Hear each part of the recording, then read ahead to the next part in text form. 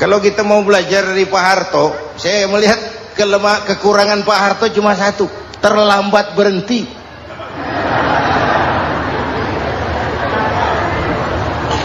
Terlambat berhenti. Di sekelilinginya banyak tukang-tukang jilat, tukang-tukang semir. Pak, kalau tidak ada bapak kami bagaimana, Pak?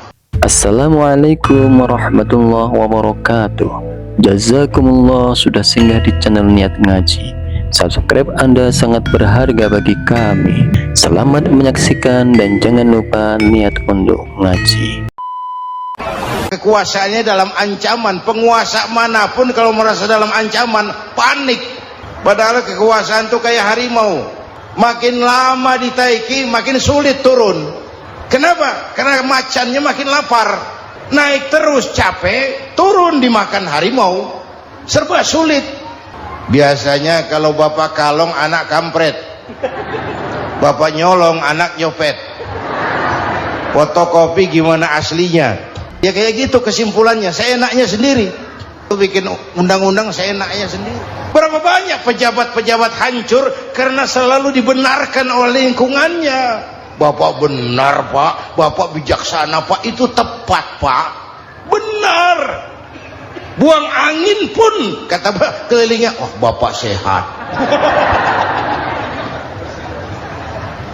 Kalau kita mau belajar dari Pak Harto, saya melihat kekurangan Pak Harto cuma satu, terlambat berhenti.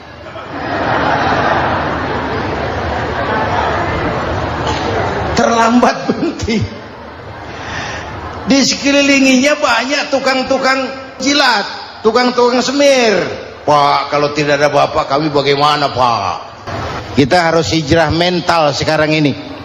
Maka yang disampaikan tadi benar, seorang ketua MK siap mengundurkan diri kalau terbukti anak buahnya terlibat suap. Itu walaupun siap, tapi sudah angin segar buat rakyat bahwa masih ada banyak insya Allah pejabat kita yang punya harga diri. Walaupun ada juga pejabat kita yang muka tembok, kulit badak, kuping kebo. Muka tembok, kulit badak, kuping kebo. Biasanya kalau kereta api tabrakan di negara-negara maju, Menteri Perhubungannya mundur. Di kita petugas palang pintu dipecat. Jauh sekali menteri sama petugas palang pintu. Benar diadili yang krocok-krocok, kopral-kopral gitu. Padahal hadisnya jelas, ar-rashi wal murtashi finnar. Yang nyuap dan yang nerima suap dua-duanya neraka. Kasus potret belakangan ini, yang nerima suap, yang diuber, yang nyuap aman, yang nyuap aman, yang korupsi pajak dikecil-kecilin, yang ngemplang pajak aman. Padahal ngemplang pajaknya triliunan, padahal dia sudah dikasih fasilitas oleh negara mengelola sumber daya alam negara yang artinya milik rakyat. Dia harus bayar pajak, uang pajaknya dikumpulkan bagi sebesar-besar kemakmuran rakyat. Itu tindakan merugikan rakyat. Karena itu betul, saya setuju, hijrah qalbi yang perlu kita lakukan sekarang. Hijrah hati. Kita ini bangsa Indonesia, seperti timnas. Timnas sekarang anak-anak muda sudah berani pakai baju PSSI. Iya. Kenapa? Menang. Coba kalau kalah terus, nanti menang. Tapi bangsa Indonesia itu memang seperti timnas, namanya kesebelasan. 11 orang. Walaupun ada pemain bintang, ya ada presiden, gubernur, menteri, itu bintang-bintang. Tapi bintang baru ada artinya kalau dibantu 10 pemain yang lain. Cristiano Ronaldo, siapa itu? Penyerang tengah Real Madrid, bintang. Lionel Messi, siapa lagi itu? Barcelona. Barcelona. Bercelana.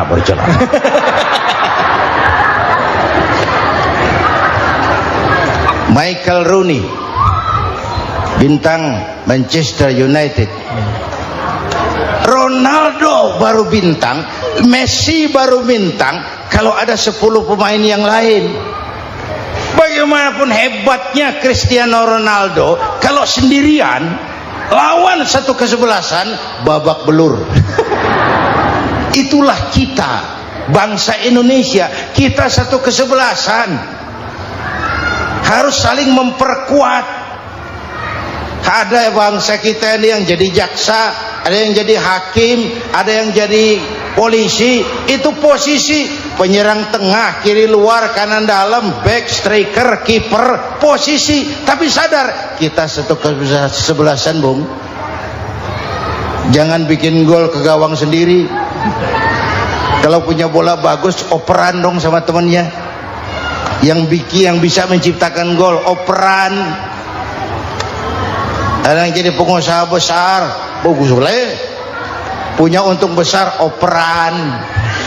Kasih masjid, kasih pesantren, operan. Ini kesebelasan kita kalau punya bola, pelitnya setengah mati, Pak. Nggak mau ngoper. Bawa sendiri, mending bikin gol. Enggak. Kita ini satu kesebelasan. Satu sama lain harus saling memperkuat. Bahwa ada penyerang tengah kiri, itu si posisi. Tapi kalau memang peluang memungkinkan, ayo dong operan. Saya iri sama kesebelasan Nasrani di Indonesia. Mereka kalau punya bola, operannya cakep. Gereja cepat selesai, rumah sakit Kristen cepat selesai. Kenapa? Operannya bagus. Kita ini kalau punya bola bawa sendiri, nggak mau ngoper. Maka masjid nggak selesai-selesai, madrasah banyak yang bocor, rumah sakit Islam kalah bersaing. Kenapa? Operannya berat. Yuk menyadari kita ini timnas, satu kesebelasan. Jangan menjegal kawan seiring, kawan sendiri dijegal. Sudah musuh terlalu kuat, gawang sendiri dijebol. Akhirnya terbalik kita ini. Temanmu yang sejati adalah teman yang membuat kamu jadi benar, bukan teman yang selalu membenarkan kamu.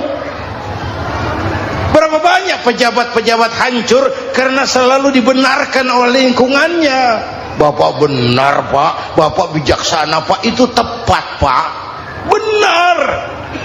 Buang angin pun kata kelilingnya, oh Bapak sehat.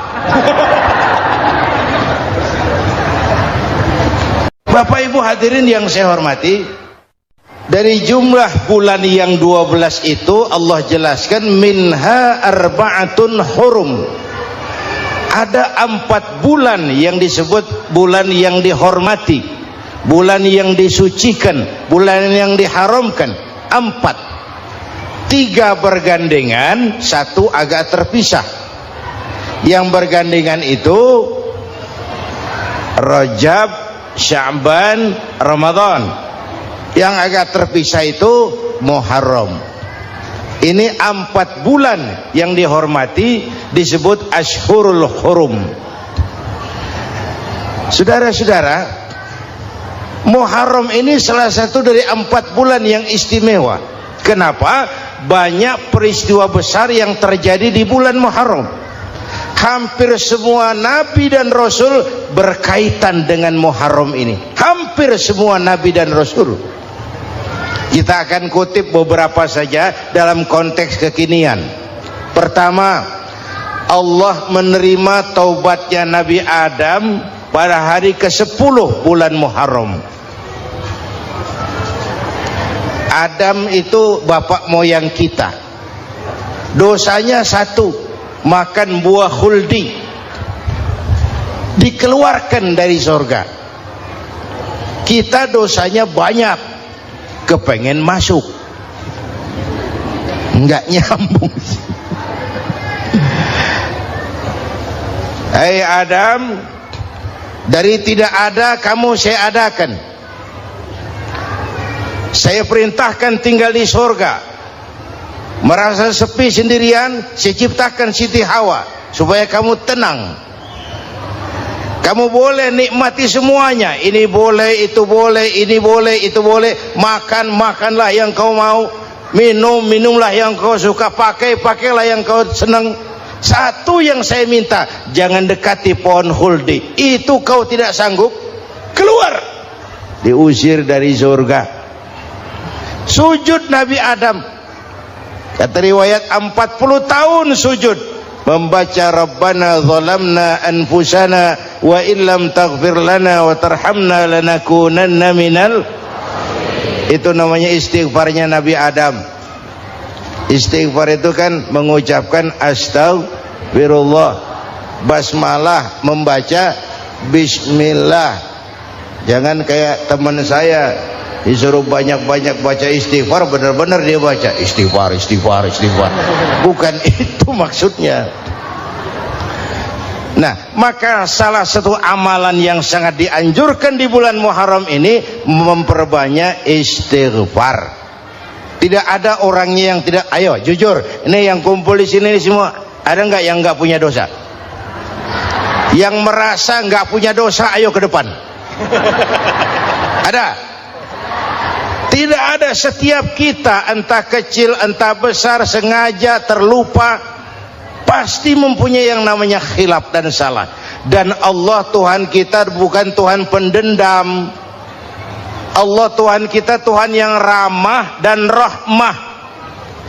Manusia, dosamu banyak, tapi ampunanku lebih banyak.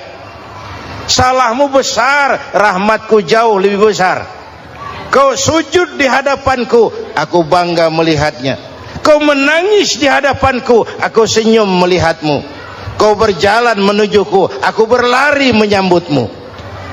Karena itu amalan yang sangat dianjurkan di bulan Muharram ini memperbanyak istighfar. Itu kalau istighfarnya Nabi Adam. Ada istighfarnya Nabi Yunus. Ibu kenal Nabi Yunus? Di mana kenalannya? So tahu. Nabi Yunus itu ketika berdakwah kepada kaumnya yang bandel, memberikan peringatan mau beriman akan turun azab. Kapan Yunus? Akan. Kenapa mesti akan? Sekarang aja kalau mau, saya tungguin. Kurang ajar betul ini umat. Akhirnya Nabi Nuh menghindar dengan perhitungan, kalau azab tidak turun saya sudah jauh. Meragukan janji Tuhan. Lalu naik kapal, dinaiki oleh Yunus, kapal mogok. Dicari siapa biang keroknya ini. Diundi, ternyata Yunus. Sampai 3 kali diundi. Dibuanglah Yunus ke dasar laut. Ditelan oleh ikan nun atas perintah Allah. Telan itu Yunus, jangan pakai dikunyah, rusak urusan. Telan saja, simpan di perutmu. Dibawa oleh ikan nun ke dasar lautan. Itu yang oleh Quran dikatakan bertemulah 3 macam kegelapan. Zulumatun salas. Gelapnya tengah malam, gelapnya di dasar laut, gelapnya di dalam perut ikan. Itu namanya peteng. Mbahnya gelap. Di perut ikan itulah Nabi Nuh sadar akan kesalahannya. Allah meragukan janji Allah. Ia sujud di dalam perut ikan itu, membaca la ilaha illa anta subhanaka inni kuntu. Itu istighfarnya Nabi Yunus. Dibacakan istighfar begitu, ikan sakit perut, Pak. Di dasar laut kemana mau cari apotik? Dia naik ke permukaan, memuntahkan isi perutnya. Nabi Yunus keluar dengan selamat. Itu pun terjadi pada hari ke-10 bulan Muharram. Istighfar intinya itu. Itu amalan utama bulan Muharram, memperbanyak istighfar. Allah selamatkan Nabi Nuh dari bahtera banjir yang luar biasa 10 Muharram. Allah selamatkan Nabi Ibrahim dari pembakaran Raja Namruz 10 Muharram. Setelah Nabi Ibrahim itu menghancurkan berhala-berhala, Abrahat pulang mau ibadah, lihat Tuhannya berantakan, marah besar. Siapa yang menghancurkan Tuhan-Tuhan kita ini? Ada yang lapor, kami lihat Ibrahim. Tangkap. belum ada bukti. Tangkap dulu yang penting, bukti belakangan. Tangkap. Wah, dikerahkanlah aparat, tangkap Nabi Ibrahim, disidang langsung oleh Abrahat, oleh Namrus maksud saya. Ibrahim, kau yang menghancurkan berhala-berhala kami ini, Tuhan-Tuhan kami. Siapa bilang? Ada yang lapor. Saya dengar enggak semua berhala itu hancur, ada yang paling besar. Angkat tangan, saya lihat ada kampak di tangannya. Barangkali yang besar itu iseng tuh, yang kecil-kecil dikampakin. Tanya aja sama dia, kamu gila? Kenapa? Masa kami disuruh nanya berhala? Nggak bisa jawab. Kenapa disembah? Lebih gila mana? Tahu nggak bisa jawab kenapa disembah? Kurang ajar kamu Ibrahim. Bakar, dibakar. Ketika Ibrahim dilempar ke kobaran api yang menggunung, Allah perintah api, ya naru kuni bardan wa salaman ala Ibrahim. Hai api, dinginlah sampean. Api Madura waktu itu, Pak. Hai api, dinginlah sampean, selamatkan Ibrahim. Api tunduk kepada perintah Allah, Ibrahim masuk ke kobaran api, selembar rambut pun tidak terbakar. Kenapa? Apinya tunduk kepada perintah Allah. Kenapa? Karena Ibrahim orang yang takut kepada Allah. Api tunduk kepada perintah Allah. Kalau kita baca ayat itu, masuk ke api, mateng. Sudah hadirin yang saya muliakan, oleh karena itu selamatnya Ibrahim dari pembakaran Raja Namrud itu pun pada 10 Muharram, Yaumul Asyura, hari ke-10 dari bulan Muharram. Imedia. Bapak Ibu hadirin hadirat yang saya cintai, sebagian kecil tentang Nabi Adam, Nabi Ibrahim dan Nabi Yunus, tapi saya belum menceritakan tentang Nabi Nuh tadi. Mengulang kaji, Nabi Nuh salah seorang rasul yang masuk ulul azmi 5 besar, karena memang perjuangannya menggambarkan satu usaha yang ulet dan luar biasa. Beliau diberi umur 950 tahun, lalu berdakwah selama 900 tahun, sore, pagi, siang, malam, dapat pengikut tidak lebih 80 orang, rata-rata 10 tahun satu. Kalau saya minta berhenti aja jadi nabi, Pak. Ustadz mana masih mau buka pesantren 10 tahun buka pesantren, yang nyantri cuma 1. Pedagang mana yang masih mau dagang 10 tahun dagang, yang beli 1. Pimpinan partai mana yang masih mau kampanye 10 tahun buka partai, yang nyoblos 1. Bangkrut. Umatnya bandel, kurang ajar, durjana, bajingan, tengik. Umatnya Nabi Nuh ini kalau diceramahi, telinganya ditutup dengan tangannya. Nabi Nuh akhirnya rekes, Tuhan, siang malam saya berdakwah kepada umat ini, tiap kali saya sampaikan dakwahmu, mereka tutup telinganya dengan tangannya, alergi dengar ceramah. Apa itu ceramah? Non profit. Saudara-saudara, jadi mau kamu gimana? Nuh, sudah Tuhan, habiskan saja orang kafir. Nanti kalau punya anak, anaknya pun kafir, moyangnya sikat habis. Biasanya kalau bapak kalong, anak kampret. Bapak nyolong, anak nyopet. Fotokopi gimana aslinya, habiskan saja. Itu mau kamu, Nuh? Iya. Oke. Nanti aku turunkan banjir, Nuh, buat kapal. Dengan apa saya harus buat kapal, Nuh? Ya dengan kayu, kata Tuhan.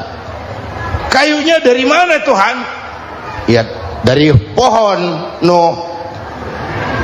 Pohonnya belum ada, Tuhan. Ya tanam dulu, Nuh. Bikin kapal, kayunya nanam pohon. Apa artinya? Perjuangan perlu kesabaran.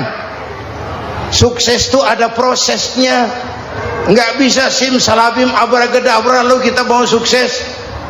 Semua ada prosesnya, walaupun kenyataannya begitu. Sukses banyak bapaknya, gagal itu yatim. Kalau kita sukses banyak yang ngakuin, yang baru ketemu pakai manggil encing. Ketemu baru, tapi sukses banyak bapaknya. Gagal yatim, nggak ada yang mau ngakuin kalau kita gagal itu. Udah bikin kapal dengan kayu di tengah kampung, bikin kapal ini. Bayangkan di tengah kampung bikin kapal, orang kafir makin menjadi-jadi.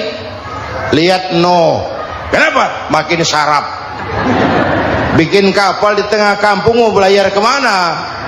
Tuh lihat, kalau orang nggak tahu tujuan, mountain setengah jalan. Proses yang dinilai bukan finalnya. Ya kayak gitu kesimpulannya. Saya enaknya sendiri. Bikin kapal, kapal mendekati selesai. Ini orang kafir rame-rame datang ke kapal Nuh.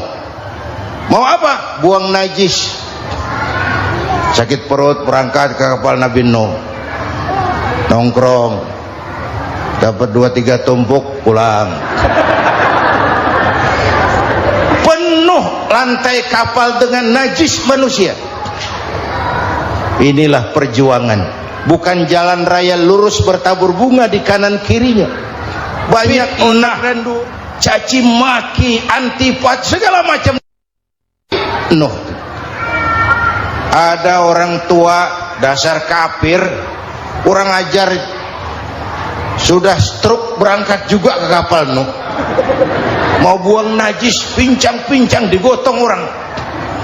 Selesai buang najis, dia bangun mau pulang, pegangan tiang kapal terpeleset, jatuh di atas tumpukan najis. Terjadi keajaiban, yang stroke-nya sembuh, lumpuhnya hilang, berangkat digotong-gotong pulang, jalan gagah sekali. Tapi orang pekampungnya heran, ente sudah sembuh? Sudah. Berobat di mana? Kok begitu paten? Di kapal Nuh. Masih banyak.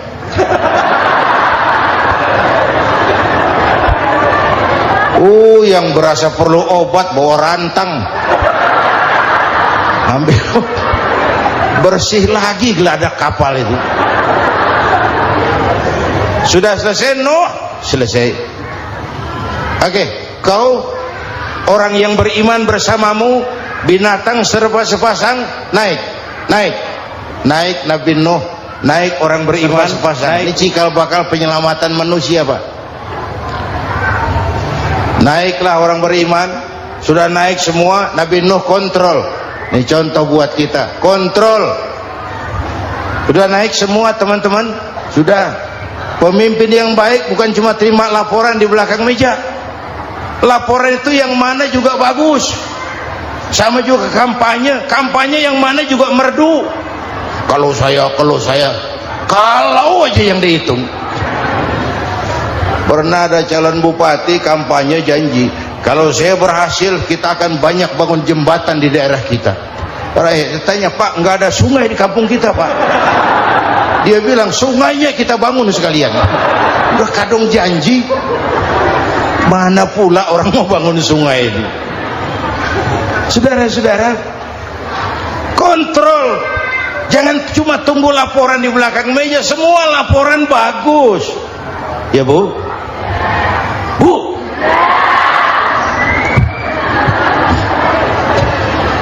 Nabi Nuh kontrol. Sudah naik semua? Sudah Nuh. Pulan bin Pulan naik. Naik Nuh. Paimin bin Tukijo. Naik. Kami lihat naik. Ada orang Jawa juga kayaknya. Ada. Sudah kontrol.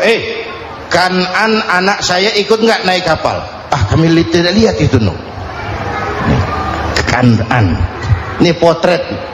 Bapaknya aktif ke masjid, ibunya rajin ke majelis taklim, anaknya keleleran kemana-mana. Bukan di sini, di Prancis. Udah di sini insya Allah sama.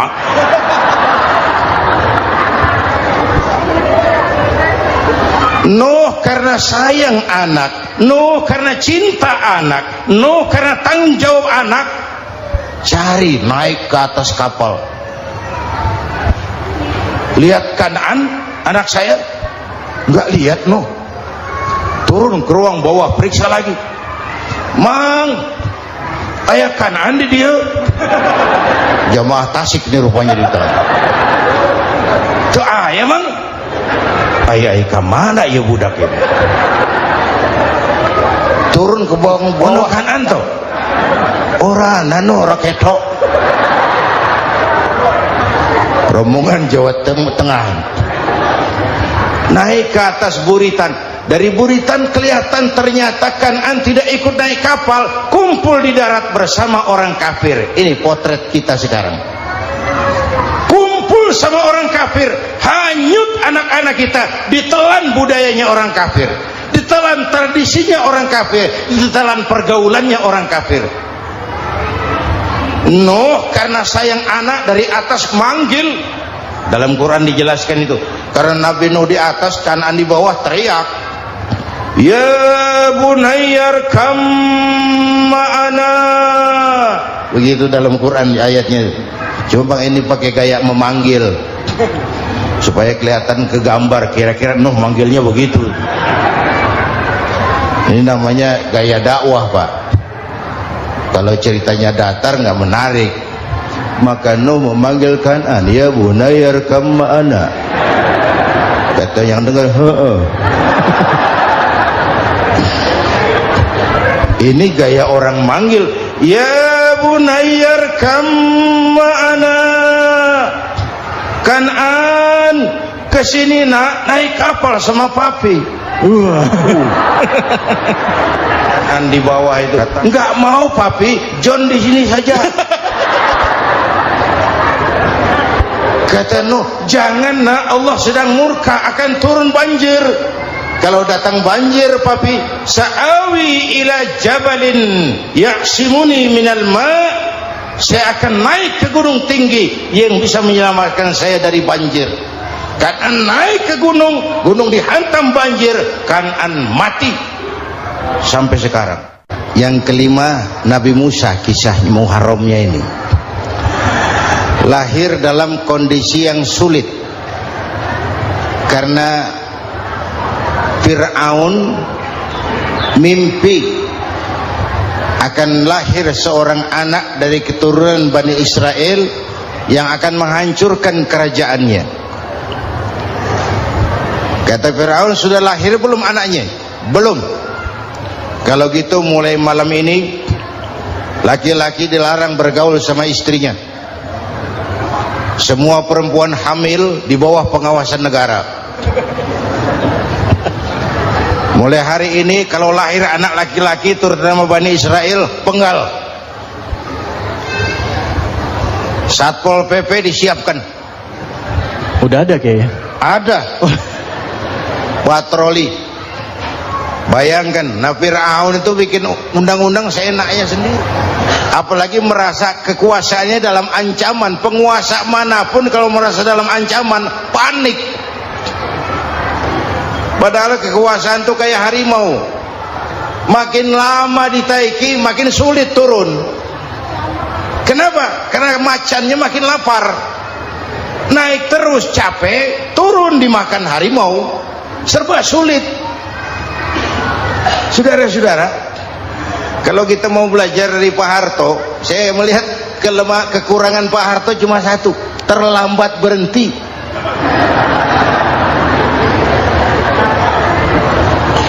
Terlambat berhenti. Di sekelilinginya banyak tukang-tukang jilat, tukang-tukang semir. Pak, kalau tidak ada bapak kami bagaimana, Pak? Bapak Ibu hadirin yang saya hormati, tapi kehendak Allah terjadi. Lahirlah Musa. Bayinya dihanyutkan di sungai Nil. Bayi sudah menderita, dihanyutkan di sungai Nil, dan akhirnya besar di lingkungan istana Fir'aun. Diriwayat oleh Ratu Aisyah, perempuan Fir'aun, Setelah mulai berjuang, terjadilah itu, Musa dan pengikutnya dikejar oleh Fir'aun. Sampai di tepi laut, Allah wahyukan, Musa, lempar tongkatmu ke laut. Dalam kondisi darurat, mukjizat tiada jalan. Kondisi darurat. Kalau tidak, mukjizat itu maunya Allah, bukan maunya Nabi. Nabi nggak kuasa, Allah yang mau. Tapi hidup Nabi bukan mukjizat, manusiawi. Tidak mentang-mentang ada mukjizat tongkat, tiap sulit main tongkat, nggak usah berjuang kalau begitu. Itu darurat menyelamatkan umat. Tongkat dilempar ke laut, laut terbelah. Laut terbelah. Itu secara visualnya bisa kita lihat dalam film The Ten Commandments. Udah nonton belum? Urusan nonton kalah sama Ustadz bagaimana sih? Ten Commandments, 10 firman Tuhan. Tekniknya bagus loh. Bagaimana laut terbelah. Musa lewat, Fir'aun mengejar. Musa sampai di ujung sana, Fir'aun masih di sama tengah perjalanan. Laut nutup kembali. Laut menutup kembali, Fir'aun tenggelam, cengap-cengap di lautan. Begitu nafas sampai di tenggorokan, Fir'aun sambil cengap-cengap itu, amantu bi Rabbi Musa wa Harun. Duh, kalau begini mah saya juga percaya sama Tuhannya Musa. Malaikat maut jengkel, goblok loh, terlambat sekarang, ditenggelamin terus, modar. Musa selamat, Fir'aun mati, jenazahnya, jasadnya terdampar di pinggir laut. Beberapa waktu kemudian ditemukan di balsam, diawetkan. Itu sesuai janji Quran, wa kadzalika nunajjika bi badanika litakuna liman khalfaka ayah. Kami selamatkan badan kamu agar jadi pelajaran bagi orang-orang sesudah kamu nanti. Janji Quran tepat. Janji itu 14 abad yang lalu. Jasad Fir'aun ditemukan, dimumi, diawetkan, dibalsam di bawah nama Farao Ramses II. Sekarang tersimpan di Museum Negara di Mesir. Kapan-kapan nanti ibu main ke Mesir, mampir. Naik ojek paling berapa itu? Orangnya tinggi, hidungnya mancung, pokoknya pantaslah jadi Fir'aun. Selamatnya Musa di kejaran Fir'aun di ujung sana itu terjadi pada hari ke-10 bulan Muharram, yang oleh orang Nasrani diperingati dengan hari raya Paskah. Mereka melaksanakan puasa, mensyukuri nikmat keselamatan dari kejaran Fir'aun. Makanya kalau kita ikut puasa di bulan Muharram, bukan mengikuti syariatnya Nasrani, salah. Karena Nabi mengajarkan, itu sumbernya, bukan ikutan sama ibadahnya Israel. Tapi memang agama ini kan merupakan mata rantai. Datang Rasul baru melengkapi Rasul sebelumnya, datang Rasul baru melengkapi Rasul sebelumnya. Mata rantai yang berkaitan. Setelah Muhammad selesai, selesailah tugas Nabi dan Rasul. Selesailah misi Nabi dan Rasul. Tidak ada Nabi lagi sesudah Nabi Muhammad. Itu harga mati, titik. Gak ada kompromi. Siapapun sekarang ini nggak datang ngaku jadi Nabi, wajib tidak percaya. Wajib tidak percaya. Tapi kaitannya memang, kita bilang Nasrani, orang bahasa Arab, bahasa Ibraninya Nazaret, Nasiroh, Nazaret. Itu beda dialek. Kita Daud, dia David.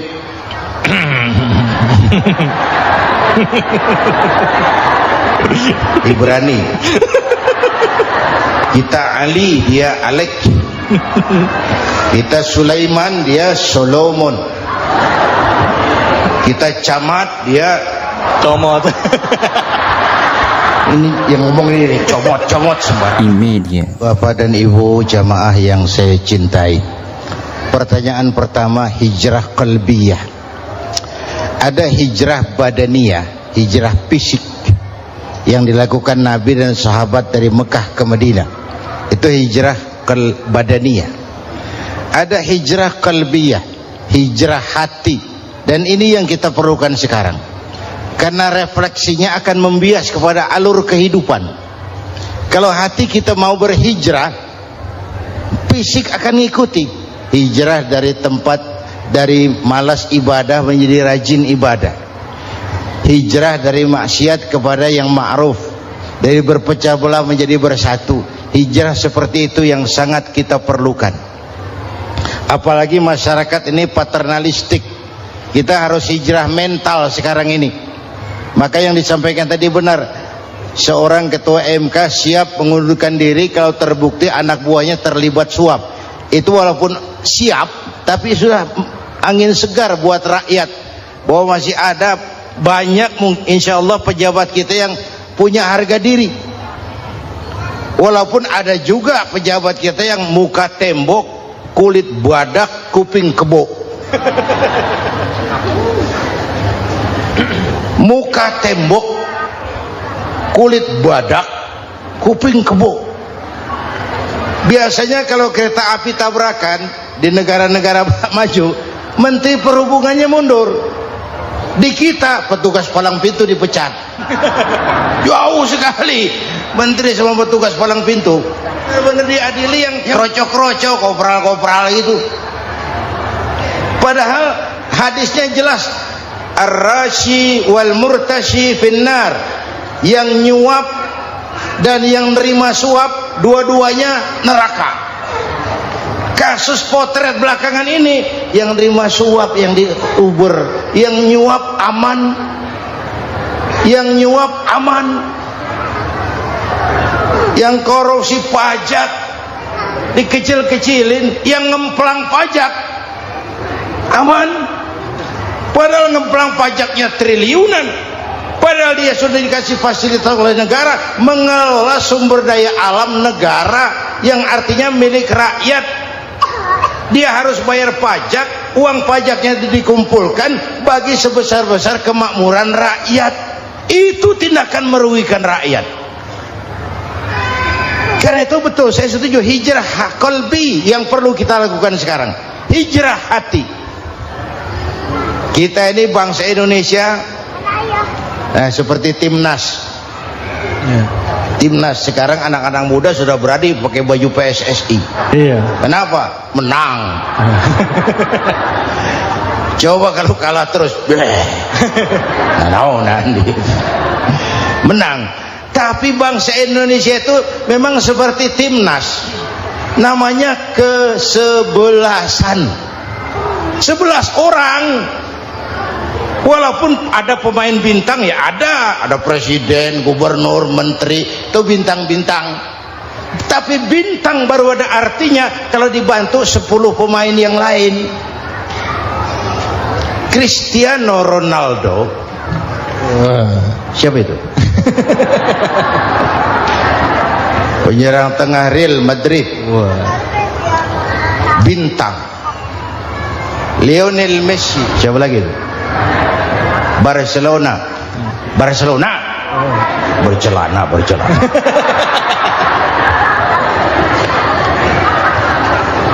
Michael Rooney, bintang Manchester United. Ronaldo baru bintang, Messi baru bintang kalau ada 10 pemain yang lain. Bagaimanapun hebatnya Cristiano Ronaldo, kalau sendirian lawan satu kesebelasan, babak belur. Itulah kita, bangsa Indonesia. Kita satu kesebelasan, harus saling memperkuat. Ada bangsa kita ini yang jadi jaksa, ada yang jadi hakim, ada yang jadi polisi. Itu posisi penyerang tengah, kiri luar, kanan dalam, back, striker, kiper, posisi. Tapi sadar kita satu kesebelasan, Bung. Jangan bikin gol ke gawang sendiri. Kalau punya bola bagus, operan dong sama temannya. Yang bisa menciptakan gol, operan. Ada yang jadi pengusaha besar, bagus boleh. Punya untung besar, operan. Kasih masjid, kasih pesantren, operan.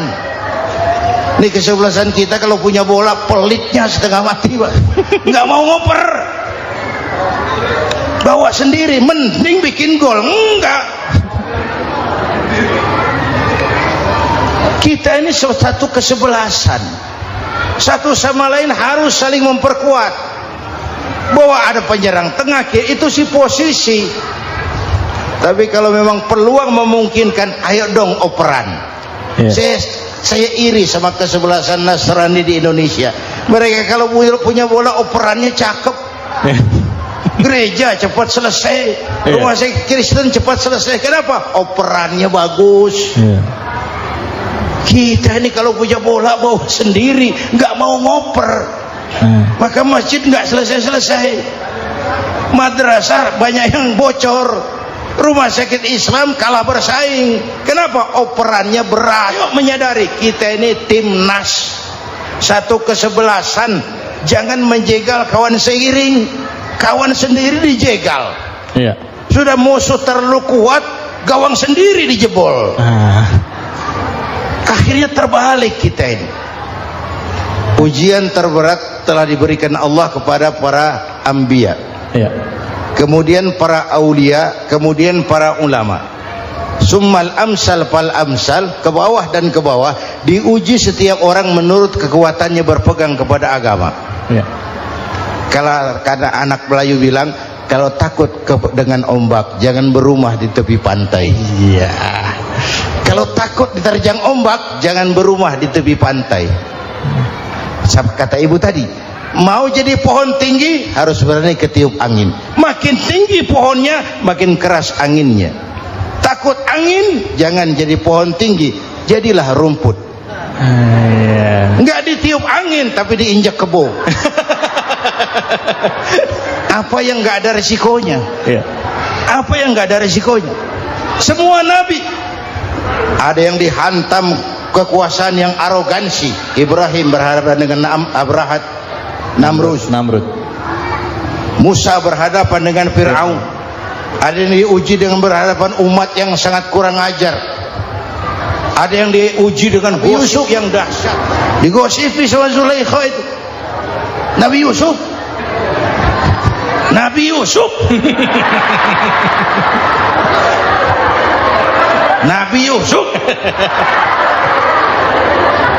Yang namanya gosip itu kan menyebarkan keburukan orang. Kalau benar saja hukumnya ghibah. Kalau salah hukumnya fitnah. Fitnah lebih bahaya dari pembunuhan.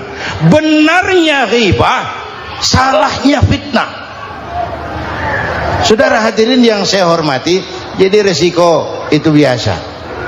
Tidak ada yang tanpa resiko. Kalau takut ombak jangan berumah di tepi pantai. Tinggal bagaimana kita menyikapinya.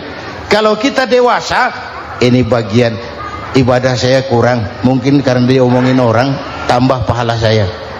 Mungkin karena dia omongin orang tambah pahala saya. Maka saya ngadapi gosip sepatah pun saya nggak ngomong. Saya cicing. Saya cinta kepada orang-orang solih dan saya bukan golongan darinya. Semoga saya bisa mendapatkan syafaat dari orang-orang yang solih. Amin. Terima kasih, sampai jumpa kembali di video berikutnya. Kami tunggu ya. Wassalamualaikum warahmatullahi wabarakatuh.